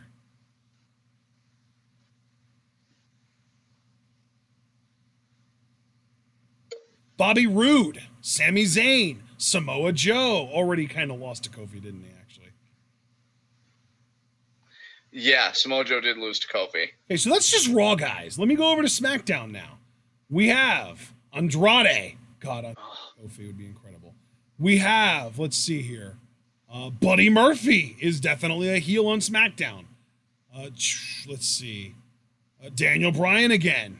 We already know that he wants to set his sights higher. Maybe by higher, he just means the World Championship. Although that storyline is apparently being scrapped, so fuck it. Elias is a possible option. Let's see. I mean, I hate it, and I would never want to see it, but Jinder Mahal is on SmackDown. Oh, never mind. He's inactive with a knee injury. Thank goodness. I mean, I'm sorry. That's bad. But I'm glad that he's not actually an option. Let's see. Lars Sullivan hasn't been around in a while. He could come back and challenge Kofi. Let's see. Isn't Lars Sullivan also dealing with an injury though? Isn't that why it's not listed on Wikipedia, so I don't know. Rusev, where the hell's he been? Is he injured? Oh my god, dude, what's happening? Shelton Benjamin is a heel. Yeah, like there, and that's not even counting potential call-ups. Like, the list is ridiculous, and we're going with Randy Orton here instead. Yeah, I love how like the fade off. You just get so excited, but it's Orton. Yeah, man. I'll be truthful, and I don't even mean to say this to be hurtful or spiteful. I forgot that Lars and Rusev even existed. I haven't thought about those guys in forever, and then you mentioned them, like, holy shit, they're employed. Holy fuck. So yeah, it's crazy, the landscape, man. Like, I honestly feel like if Lars was healthy, because I could swear that the reason he's off is because of an injury, he probably already would have had a match with Kofi. I don't know if he would have won. God knows if he would have won the uproar on Twitter that would have happened. But I definitely feel like him and Kofi would have crossed paths, you know. But he's inactive, whatever the case may be. And yeah, Kofi does get Orton. I don't know what he does after that. I'm kind of hoping that this match is a one-off. I wouldn't like to see Orton and Kofi work together again at Clash of Champions. Because like Becky, I'd like to see Kofi have some worthwhile challenges. Like, literally the best part of his reign was the beginning of it, you know, working with Bryan, because Bryan just brings out everybody's best. But yeah, it should be a solid matchup. I'm hoping a great matchup if Orton actually shows up and tries. But Kofi's going to retain, and what comes after, again, nobody knows. It's WWE. We may actually be right for like 2 seconds until they throw the script out and write a new one that makes us completely wrong. So who even knows? Exactly. All right, so I think that about covers the WWE title match, and actually just to kind of go over our picks. We both have Gulak winning. We both have Charlotte winning. We both have Goldberg. We both have The Fiend. We both have Owens. We both have Becky. I have Bayley. You have Ember. Did you officially pick AJ to retain? Because I know I did. Yeah, I did. I did say I'm going the conservative route, AJ to retain. Okay, and we both picked Kofi. Now, yes, event Brock Seth. I'm very. You know what? I feel like I've been letting you go first a lot, so I think I'll go first here. I actually think Seth Rollins is winning this. I don't know why. I think that it's a lot to do with that last promo that he cut, where he seems so like broken down, and it seems almost like WWE is trying to get you to believe that Seth doesn't have a shot. But I think he's going to slay the beast yet again. But it's going to be like he might even turn heel in the process of the match. Like we used to always talk about going into like the Brock Reigns, the Brock Braun, Brock Joe, like all of the Brock versus other big guy matches. What if Heyman turns on Brock in this? If Heyman's ever going to turn on Brock Lesnar, it's right here, right now. Because no one's calling for it. No one's expecting it. Nobody, prior to me saying it right here, I have not heard anybody suggest that Paul Heyman might turn on Brock Lesnar here, which tells me that they are primed for an opportunity to actually pull the trigger on it. I mean, I suppose anything's possible. There's a lot to unpack here. For one, I think back to a Rocket League conversation we had very recently where I even asked you, like, because I posed on Twitter, do you guys feel like Seth could turn heel after SummerSlam? Because I feel like the crowd has totally turned on Seth, and any momentum he has had has been killed by a lackluster feud with Baron fucking Corbin. So not only is Corbin an anti-draw, he's just anti-momentum in general for other people. Like, if you're working with Baron, that's WWE signaling to you that you're fucked. Like, because he killed all of his momentum. And one interesting point in that conversation was I was kind of, my typical way, not really so sure. I'm like, I don't know if I should say that Brock beating Seth would be a burial, and you cut in and you said I would. Like, if Brock beat Seth, you thought that would be burying Seth to you. So do you feel like, I want to ask now, because that conversation was a little bit ago, do you still feel like this is a must-win match for Seth Rollins' character and his credibility? Like, he has to win. For his credibility, yes. For his credibility, absolutely, unequivocally, yes. If Seth loses this match, why would we ever believe him as a Universal Champion ever again? Yeah. Yeah. Like, it's just, though, like, I agree with you. Again, there's a lot to unpack. Like, we were talking about how we're going to have an extended conversation at it's just a little shy at 10:30 now. Like, this was one of the big, like, talking points that I wanted to have with you. Yeah. Because I totally see where you're coming from, right? No disagreement between you and I on that point. Can you see where I'm coming from, though, with where I've seen Seth get the shit beat out of him, right? To where he's got his ribs taped up, he's coughing up blood, and he's gotten the shit beat out of him week after week. How, when Lesnar's going into this 100% and Seth's going into this looking like 10% at least, and maybe even that's being generous, in a match that isn't even a stiff match, how can I suspend my disbelief enough that Seth can win this? You know what I'm saying? Because I don't think you can retread back to the Mania build. I don't think he's going to win clean, man. I thought I even said, like, I think he's going to win in a heelish way. You did say, he's going to win in a heelish way. I don't know, man. It just seems like a big ask for Seth to even win this, but at the same time, you're caught in the crux, like, he has to win. And I hate. And there's also kind of this factor of, like, they've really gone out of their way to be like, Brock's obviously winning this, Seth doesn't have a chance. And when they do that, they almost always pull the rug out from under it, don't they? Yeah, and, like, you're right about that. But I think talking about it like this has actually really made me hate the build to this match. Like, I know it was pretty easy going on the build to all the matches, but now that I really think about it, this build sucked. I really would have kept this simple. I would have kept this, and why is it so hard? It's Brock fucking Lesnar. I would have kept this to promos. I would not have had them touch until SummerSlam. But the physical contact has been so explicit and in your face. Like, it's left me with this conundrum. It's been explicit in your face in the sense that Seth's been getting bitched out, but it's also been explicit in your face that, like, Brock's been so dominant. Like, so dominant. So I'm left with Seth has to win, but how can he win? But Brock's been so dominant, there's got to be a comeuppance, right? It's like I'm twisted like a fucking pretzel here. And I feel like it would have been so much easier, both on Seth's credibility and my mental energy, if they just didn't touch leading up to the pay-per-view. Heyman's always about, like, oh, Brock is a prize fighter. You know, he's a legitimate athlete. I can't fucking tell. He's just going fucking beast mode on Seth week after week. I feel like it's devaluing him because I feel like we're pretty much, like, if you stitched all the beatdowns he's given Rollins over the past few weeks, if you stitch it all together, you're pretty much got the running time of the SummerSlam main event, more than likely. But then I don't know. I think it was fucking Meltzer, though, and fuck Meltzer. But I think at least Meltzer said that, like, oh, you're going to get a legitimate main event at SummerSlam. Like, these guys are going to go, I guess, like the 20 plus or whatever. I don't know. Like, in one way I could buy it because I guess Seth has that kind of kinship with the Guerreros and the Balors, like the smaller guys that Brock does good work with. But here's the other big thing, though, kind of getting away from all that. Let's say Seth does win, because I totally see where you're coming from. Is he salvageable, though, even then? Because I still feel like the crowd has turned on him, or do we have him? I know you said, like, win in a heelish way, but would you, on that Raw, the post-SummerSlam Raw, firmly establish him as a heel and doing the Universal title reign differently? Or, like, what do we do with him after the fact, like, in your mind? Well, yeah, I think really you almost kind of replace Brock with Seth. And the reason that I say that is because, again, I really want to emphasize, I think that there is a firm possibility Paul Heyman will turn on Brock to join Seth. To, like, he'll basically be like, I want Seth over you, Brock. And he won't necessarily have to say that out loud, but it'll be implied by his actions. So really, like I said, you're just replacing a part-time performer with a full-time performer. And it'll be like, there's a lot of story to tell there because it's, you know, Seth beat Brock at WrestleMania, and now he's got an opportunity to do it again at SummerSlam. And both of those times, in my scenario, Seth will have beaten Brock by outsmarting him.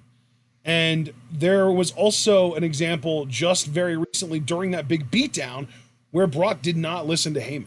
He straight up ignored him, and Heyman was begging him to stop, and he didn't. He just kept going. And I think that Heyman will want more security than that, and he'll want a guy who he can control. And Seth is that, because Seth thinks he's smart, but he's not as smart as he thinks he is. So Heyman will be able to control Seth much easier than he was able to control Brock. But at the same time, Seth is still a smart guy. So Seth will be able to take Heyman's advice and maybe even improve upon it. So they, as a heel kind of mastermind duo, will probably be able to outsmart pretty much everybody that Seth might come up against. So I think that there's a lot of interesting stories that you could tell of Seth kind of finding a way to cower his way out of certain things with Heyman's help. And especially because now there's this whole story of Heyman, quote unquote, has a little more stroke around here that he's actually said explicitly. And I think they can use that as a story. You know what I mean? Yeah. Yeah. I think it's going to be a combination of all that stuff that's going to lead to it. I mean, I will say this, twofold. One, I don't think that Heyman's going to align with Seth, because I think we've seen, like, leaps taken like that before by other people, and I've even bought into some of them, so it's left me kind of jaded. But I will say this, if you happen to be right about this, I will kiss your fucking feet on live reactions. I will be like, you called the fucking... No, I will, and you know I will. I will be like, you called the shit out of this. I can never rake you over the coals for shit for the remainder of this year, because you saw coming what nobody else could have conceivably saw coming. So, and like, that's why I'm even considering it, though, is because literally nobody's talking about, like, everyone's saying, oh, Seth needs to turn heel, Seth needs to turn heel. No one's saying how. No one is saying Seth needs to turn heel by doing this thing. Everyone's just saying Seth needs to go heel, Seth needs to go heel, Seth's going to be more interesting if he's a heel. Nobody, I'm actually kind of surprised that nobody has mentioned, oh, what if this is the one time that Paul Heyman goes into business for himself, basically, you know? I mean, I'm not buying in, but it would be so incredible if you were right about that. Because here's the thing, too. Here's the one bit of charity, like, I will engage your argument with. Heyman's even acknowledged very slyly on the mic that he has more stroke now on Monday Night Raw. I mentioned that. And, like, he could even say, I need to build the brand around somebody that's going to be here consistently. I can't build a brand around a guy that would much rather be on his farm. Yep. So, like, on that standpoint, I can find sympathy for your argument. I can. It's just, I think that's brother, believe me when I tell you, I'm not expecting you to go in Yeah. prediction at all. Yeah, like I always try and be charitable though to what you're saying. I can fully acknowledge that this is relatively unreasonable of a prediction for me. But you know what though, and I know I'm shooting for the stars. No, but at least you made it entertaining. Because I'm sitting here hemming and hawing like, who's gonna win? Because I really dude, honestly, of all the matches on the SummerSlam card, this was the hardest one for me. Because again, I feel like they put themselves in a corner all because they had to go. Brock had to go like a fucking. I've been seeing everywhere now 30 to 50 feral hogs. Well, he went like a feral hog on the fucking Seth Rollins and just beat the shit out of him.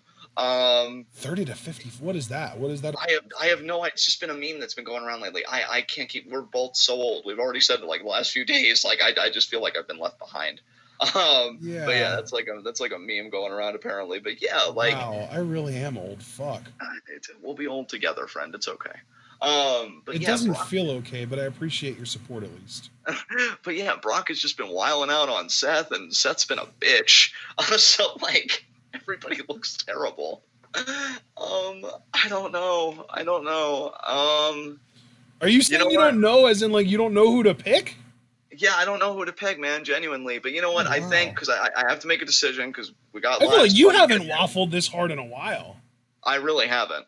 So, and I'm glad you said in a while, because I feel like I deserve a mulligan on this one. But yeah, I think you know what? I think I'm going to go with Brock retaining. I really that is the reasonable take right there.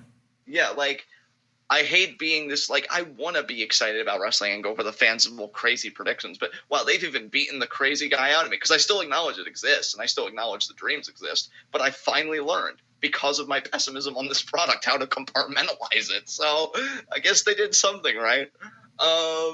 Yeah, I think really a right thing, though? I don't know anymore.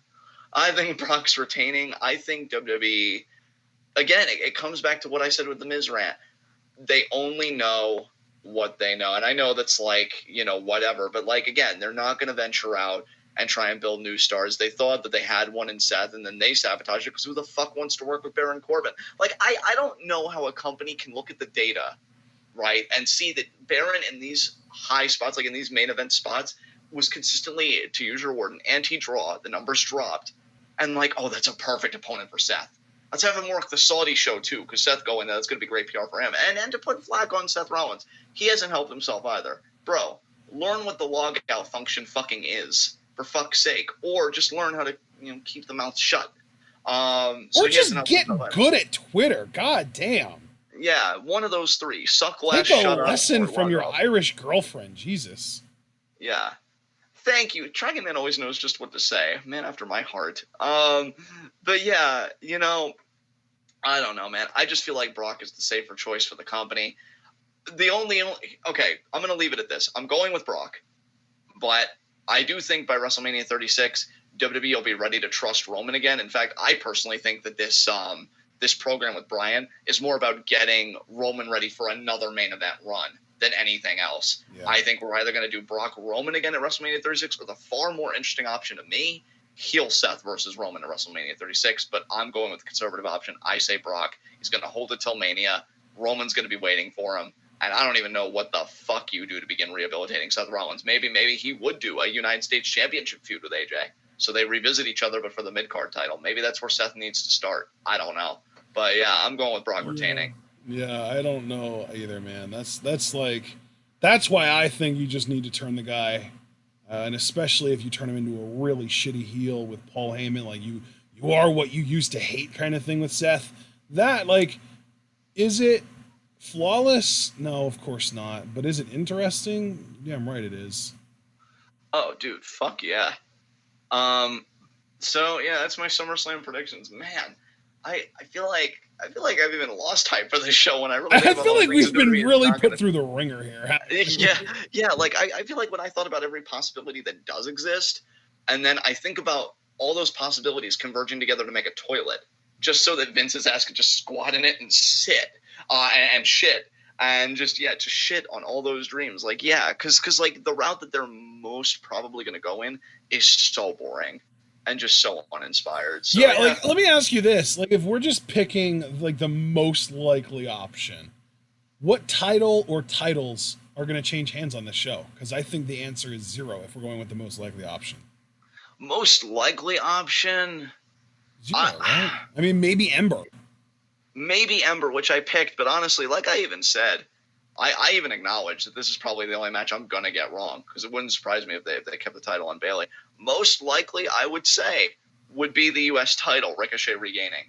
I'd say even more than Ember personally. No. I'm not asking which title is most likely to change hands. I'm asking if each match had its most likely outcome happen, would any titles change hands at all?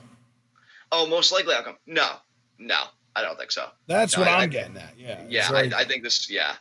It's just another boring, run of the mill. Let's just get through it to get through it. WWE pay-per-view. God, that sucks. And it's SummerSlam. Yeah, that's the depressing thing, is that it's SummerSlam. Dude, I feel like WWE, I think the reason why I've gotten so jaded, since we're still here and we knew it was going to be like a bigger discussion, preview predictions, like, I just feel so burned by them. I felt burned by them, honestly, ever since Money in the Bank. Like, that was the last time I was really anticipating a show, and that fuck finish. Yep. And I was also, as a kid, I love SummerSlam. I love summertime WWE programming. I've even said that as far back as like a few years ago. Man, y'all burned me twice, because not only did you screw me on Money in the Bank, when I would have even popped for Ali winning, even though he wasn't my dog in that fight, Andrade was. But yeah, that just pissed everybody the fuck off. And now SummerSlam, where I'm like, oh yeah, SummerSlam, biggest party of the summer. Woo, this is it. Oh my God. Show is. You know what, honestly, for any faults that people could pick out, and I know I've had a few criticisms in the back, I say once again, thank goodness New Japan exists. And honestly, thank goodness Stardom exists, because even though I'm only butting my roots with that promotion emotionally, like, I can tell it's probably going to happen, because those women are insanely talented. And then the thing is with WWE, it's not even that their workers aren't talented. There are a lot of people in WWE that I love. Yeah, that's the most frustrating thing to me about WWE, is that if you criticize the product, the performers are the ones who catch the brunt of it, and they're the ones that feel offended, and they're the ones that feel the need to go and defend not only themselves but the product, because they feel like you're taking a shot at them, when in reality we love these at least most of these performers. Like, a really solid, like, if you don't have a history of being like racist and miserable to human beings on the internet, we probably love you as a person, as a performer, as a talent. It's not your fault. Yeah. Wish that they would understand. Like, I know that you want to feel that responsibility, that sense of responsibility for your work. But at the end of the day, you can only control so much, and the old man controls everything else. Yeah. Oh man, it's so sad, dude. Because again, it's like you said, like the roster has been completely gaslit, thinking that like they're the ones being attacked, when really it's not even really gaslighting. It's more brainwashing. Yeah, they've been brainwashed to think like, oh, you know, when they come after us, they come after you. You know that, right? No, it's not that. It's the decrepit fucking old fuck that doesn't know when to let go of this product. Like, just move on to the XFL 2.0, wherever the fuck you're calling it. And then we just found out on the goddamn conference call yesterday that's probably never going to happen. Yeah. I mean, we already kind of knew it, but Triple H said it much more explicitly than we had ever heard said before. Yeah. Talking about how Vince's mom was in her late 90s and still kicking around.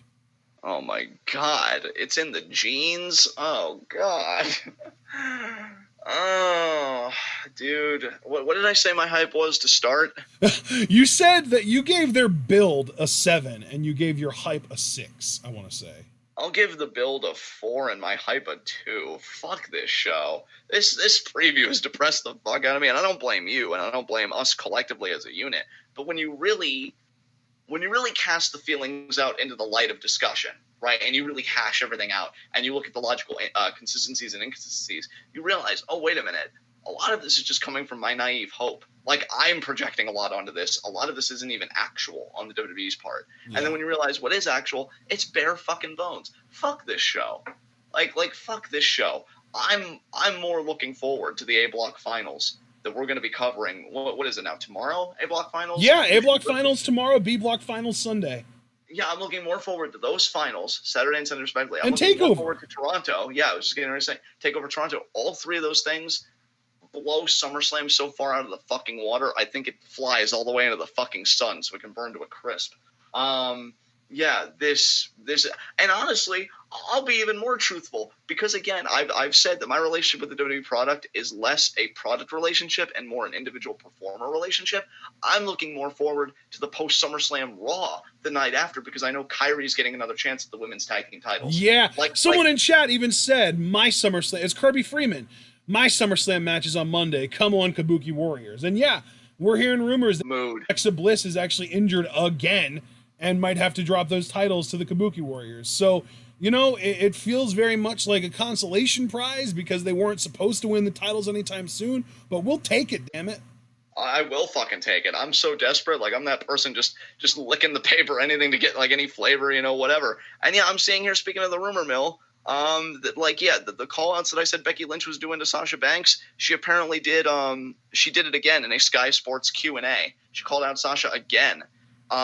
So, like, yeah, that's clearly the match that she wants, to get saddled with fucking Natalya. This product could be so good. Just stop sucking. And I know that's a very ambiguous answer, but, like, I don't Just start treating your performers like, I don't know, actual human beings, maybe? That's a radical. What the fuck is wrong with you? That's such a radical departure. I know. I'm sorry. It's. You didn't know any better. It's okay. I may have known better. I don't know. I mean, in all sincerity, that is what they should do, and it's so fucking obvious. But, like, to everyone but them. So yeah, my SummerSlam is Monday. I'm right there with Kirby Freeman. Fucking mood as hell. Kabuki Warriors winning tag titles. That's my SummerSlam moment. That isn't even on SummerSlam. Yeah. And God, we already did enough rants. I could also rant about how there are some people like not on this card, which like why? And they still. Sami Zayn is not booked for SummerSlam. Man, they did him so dirty again. Oh my God. I've never felt this much. It's not even hate. Well, it is hatred to a point. Like, yeah, for Vince specifically. But like, I've never felt so tired with this product before. Like, yeah, that's the thing too. Because like to me, a lot of the time when we feel jaded about the WWE, it's a lot more like, oh my God, they could be so good. They've got this going on and that going on and this going on. But if they just fix this, but in this case, it's more just like, God, I could care if I really wanted to, but they just don't give me any reason at all to. Cash Money Brandon, just to answer you and to engage that in good faith, it's not even a question. Sasha a million times over. If Sasha came back, I would be a million times more interested in the women's division, especially if she came back as the boss character. I mean, beg pardon? Really, it's funny that you would even ask who we want back more between those two women, because I don't want Ronda back at all. I think Ronda Rousey is a bad professional wrestler. I think she's awful at it. I think she's completely mediocre in the ring. Like, she can sell, sure, but also that's the first thing you learn how to do. If you can't sell, you're probably fucking Charlotte Flair and also overpushed. Yeah, and you know what? To tie this back into the broader discussion so that we don't lose the thread, we don't want Ronda back, but again, she'll be deferred to the moment she even hints that she wants to sign a contract or like return and do more business. The same way, you fucking drudge Goldberg up instead of giving Miz, who's worked so hard, so consistently a SummerSlam match to try and build back some of his babyface credibility, which, man, you just took that, you shit on it, you spit on it, and you hurled it into the nearest by trash can. Just every wrong decision you can make, you make it. So while I desperately want Sasha back, Becky explicitly wants Sasha back, mentions her any chance that she could conceivably get when she's not promoting a match that's like in her face, you'd go with Ronda. And you'd be like, oh, well, you want Sasha, but here's Ronda. I didn't ask for Ronda. Well, it's what you got. Fucking Andrade had to beat Ray again, and I'm sure it was a solid match, and, you know, credit to both those guys. I credit Ray for putting Andrade over. Ray's not the problem. But, like, Andrade, who's got this great look, who's got Zelina, and then Vince, who, again, we can't stress enough, we fucking hate, says, well, maybe when you learn some English, we can talk. One, I can understand that to a point, but he said it a lot more coldly than I even rephrased it. Like, he said it in a way that I thought, like, wow, you fucking said that to him. But two, why not ease up on the guy? He can learn it while Zelina talks for him, just like she did in NXT. Yeah, what's the point of even having Zelina with him, if not to cut promos for him while he learns English? Are you so anti-manager of sans Paul Heyman that, like, you know, where's that leave Zelina? Especially because it's in a division where, like, she would be a joke act. Like, I wouldn't even trust them to push her as like a clever heel that overcomes baby faces that should, for all intents and purposes, squash her. So they're good together. They're really good together. And Vince doesn't want to tap into that. And so Andrade has random as fuck matches on Raw and SmackDown. He lost to Apollo Crews only a little while back. And yeah, him beating Ray is huge, no doubt. But again, is it going to relate to anything? Is he going to feud with a maybe newly minted U.S. champion in Ricochet? Is he going to go after the WWE title against Kofi? God, I would fucking love that so much. Like, you're wasting these fucking talents. And that's why I'm glad Finn's taking 2 months off. Go home. Be with your family. Recharge. And my Take God. a mental health holiday, Finn. Brother, their roster is so bloated. Like you mentioned to me, I won't even mention Lars because, again, I believe Lars is injured. But if he's not, we can add him in the conversation. They have so many roster members. We have been talking about for years a main roster rotation. Now is a perfect time to do it because so many people get forgotten about or left off. Like, give them some fucking time. Yeah, there's just so much wrong with the product. And really, to put a fine point on it, I said that I've never felt this exasperated with the product. I've never felt this frustrated or despairing with the product because we've had our problems with it before, but I always feel like you and I power through. And eventually, it does get a little bit better to the point where at least it's tolerable. I don't know if that point's going to be coming anytime soon because pretty soon the fall's going to come in, and the fall's notoriously known for not trying. Of course, if that's the case, fall's been looking like it's been going year fucking round at this point. Again, sans WrestleMania, which was actually a really good show this year. I don't understand how you can go from a really good show, arguably one of the best WrestleManias ever, to this now. Like, what a fucking leap.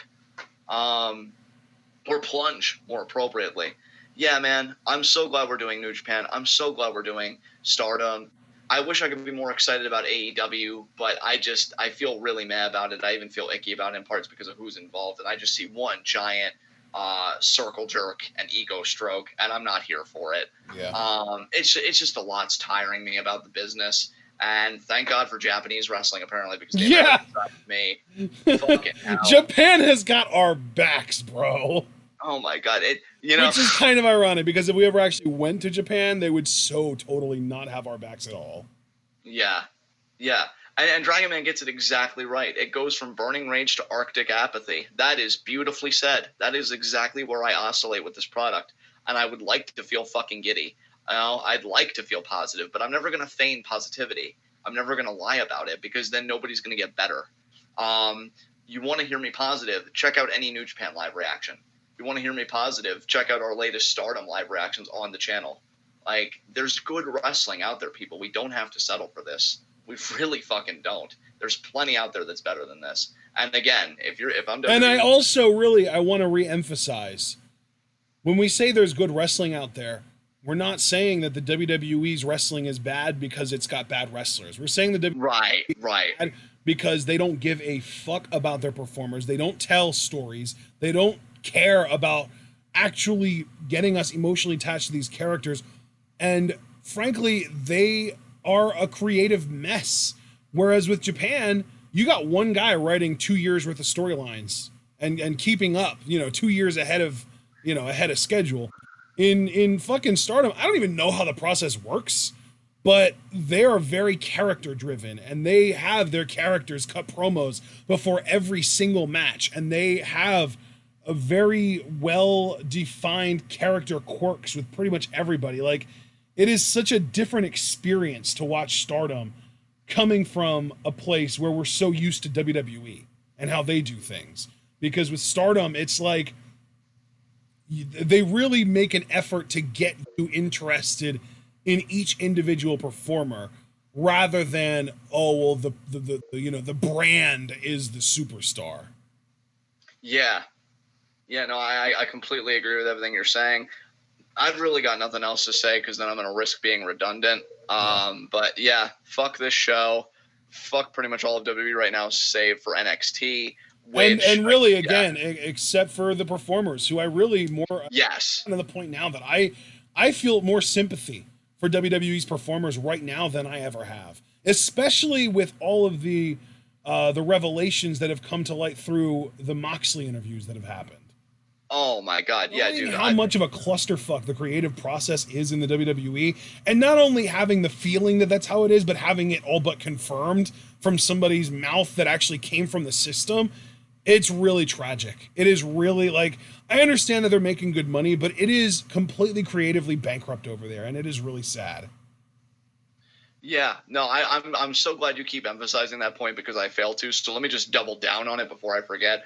Absolutely, the performers are not the problem, because even the overpushed ones, you can't say that it's a problem when that's just the priority or the preference of the administrative side. Yeah. The administrative side is where all of my grudges lie. And again, even that is way too broad because it comes down to one man, Vince, because he is the administrative side. Yeah. Nothing gets on that television without his approval. And even then, something that you would think is approved, I've been hearing that he's taken scripts himself and like written them like hours before the show. And or even in cases, wasn't it just this past SmackDown, Ashton, that it came out? Yeah, dude, this past SmackDown, we heard a rumor that it was at like 6:45 p.m. or something like that. Brian Alvarez tweeted Vince just tore up the script. The new main event is going to be Bryan versus Kofi, and that didn't even happen. Yeah, because wasn't he rewriting the script even during the show? Like, I guess he was getting segments out like while he was done writing them, but then he was still writing other stuff. Exactly. And that's why I'm glad you kept emphasizing that it's not the talent's fault, because and again, I say the administrative side, but let's just call it for what it is. Vince, because nothing gets by him. He is so indecisive, so toxic, so tone deaf, so everything wrong with WWE right now that, like, again, you know, when people are like, oh, why do you hate WWE, or I love what they're doing. Like, if anybody loves what WWE is doing, I am genuinely happy for you. I wish I could have your optimism and your goodwill towards the product, because I just do not feel it. I haven't felt it in a long time. Yeah. Again, I'm only here for certain performers that I love to death, that I would watch literal shit happening just to see them. But man, like, Vince is killing his creation, and he's already got another hand in the pot, or he wants to with the football. But again, we know that WWE is always going to be a fixation for him up until that last breath is drawn, which is why I never like joking about people dying or whatever. And I know I will own up to that I've done it with Vince, but I think that's only because, like, he's so fucking stubborn that in all actuality, when you take the jokes aside, him dying is the only way that this shit changes. Yeah. And I'm not going to ask that his death, you know, be hastened or whatever, because family and all that, and trying to be compassionate. Sometimes really trying with the shit that comes out about him. Because that whole thread about bizarre Vince McMahon stories, I haven't forgotten. Like, dude is a fucking piece of shit. But, you know, that's the only way this is going to get better. Because he doesn't know what it means to let the reins go. He doesn't know what it means to let somebody else take charge. And because of that, one of the most talented generations of wrestlers in ring, who could probably also be very talented personality-wise if they could find their voices, if they had the autonomy and the birth to find their voices. Don't check your Facebook, guys. Wrestling periods ever. That's on me. Could be one of the most amazing periods of wrestling ever, is all being stopped by one guy. And it infuriates me to no fucking end. And I'm not here for it, because Ghetto, where I'm sure he has a lot of power too on his creative, so far he hasn't abused it. Like, the only mistake I've ever harped on New Japan for, I do feel like Naito should have gone over at Wrestle Kingdom 12. But now, honestly, even then, if Naito goes over, well, first he's got to win the G1. But if he wins the G1 and goes to Wrestle Kingdom 14 and actually unifies the Intercontinental World title, being the first guy to do so, that's such a fucking mega push. In my mind, Ash, I can't speak for you because you're a much bigger Naito fan than me, but it completely undoes Wrestle Kingdom 12. Because Naito might have been hot then, absolutely. But to give him that kind of a run on that stage, like, holy fucking shit. Dude, yeah, and I think absolutely. That's why, like, that's why I've been so it, behind the idea of it happening. Because if it does happen, I mean, yeah, it would completely make up for the tragedy that happened at Wrestle Kingdom. Yeah. And I honestly think they'll do it, because in Ghetto's mind, it wasn't a tragedy. It was a brick in a larger story. Yep. And you can't even say that about Vince. You literally cannot say that about Vince when we know about all the script rewrites that take place. There's no long-form storytelling. And if they do try and tell a long-form story, it's not stable. It's got to be very shaky, because the scripts come in like week to week. Like what just happened with the Daniel Bryan story. Yeah. They'll try and start telling a long-term story, and then it'll get scrapped 2 weeks later. Which, fuck me, man. That's so sad. So even when, in my mind, New Japan blunders, it's either A, it's not a blunder to them, it's part of a larger narrative, and I need to be patient, which I like that I have to relearn patience with New Japan in a good way, because they're telling a good story. Or B, at least they're a company that tries. Even if I am right in the end that it was a blunder, at least they're trying to tell stories out here. Not every story is going to hit. I'm not like a fucking, you got to be 100% right. No if I'm going to be able to end this stream properly because of it. Like I've been dealing with this for probably like 10-15 minutes. I hope that your talking points came through clearly, but there's a chance that they didn't, unfortunately. And I'm really struggling to even pull YouTube Studio up to be able to end this stream. So, God, I just don't even know what to fucking do right now. It's kind of crazy, believe it or not. I guess I say and hope that you guys hear me when I say that we at least enjoyed talking about, like, kind of it was almost like a vent session for us here. It was almost therapeutic for us to be able to get up here and kind of tell you all how we feel about the WWE product right now, and why we're so jaded, and why we're not going to be covering SmackDown after this coming Tuesday, live reactions and stuff and all that stuff. It feels good just to kind of be able to air that, and if you enjoyed what we did have to say here, a like would be very much appreciated. Although I can definitely understand if our overall negativity kind of ruined your view of the show or whatever. But at the end of the day, we are still going to live react to SummerSlam. We're going to do our best to make it enjoyable for you guys, even if it's not enjoyable for us. And we hope that you did enjoy this preview and prediction for as long as it went and for as jumpy and skippy as it was because of my internet connectivity issues. And we will see you all tomorrow. Hopefully tomorrow is better. We're already going to be getting G1. We've got 3 A block matches that we know about that we are going to be live reacting to all of. And we are also going to be live reacting to NXT TakeOver Toronto. So hopefully those shows are really good. And then even on Sunday, we've got day 18 B block matches. So it's we're going to be able to get some good wrestling before we do watch SummerSlam. And then SummerSlam, like I said, we're going to do our best to make that show entertaining for you guys, even if it's not entertaining for us. We hope that you enjoyed. We hope that you like this video if you did enjoy.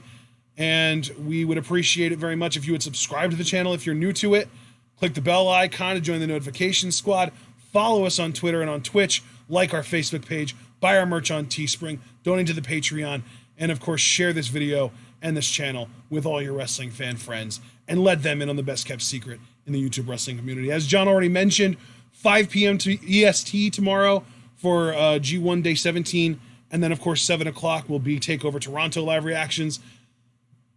4 p.m. on Sunday, because, if there's pre-show matches, we're probably going to end up wanting to react to those for SummerSlam. So 4 p.m. on Sunday will be our Day 18 B-Block live reactions. And then, of course, SummerSlam will be live reacting to, if there are good pre-show matches that we're interested in, we'll react to those. If there aren't, then we won't. But we will be going live at 7 p.m. Eastern time on Sunday regardless to live react to the entirety of SummerSlam. And then on Monday, we've got G1 Finals at noon, and then the post-SummerSlam Monday Night Raw, as well as we will also be live reacting to the post-SummerSlam SmackDown and NXT on Tuesday and Wednesday. And then next Thursday, we've got more Stardom coming your way. So we hope that you're all looking forward to all that content. I know that we're looking forward to a pretty hot majority of it, if not all of it. And we hope that you all remember, of course, to stay tuned.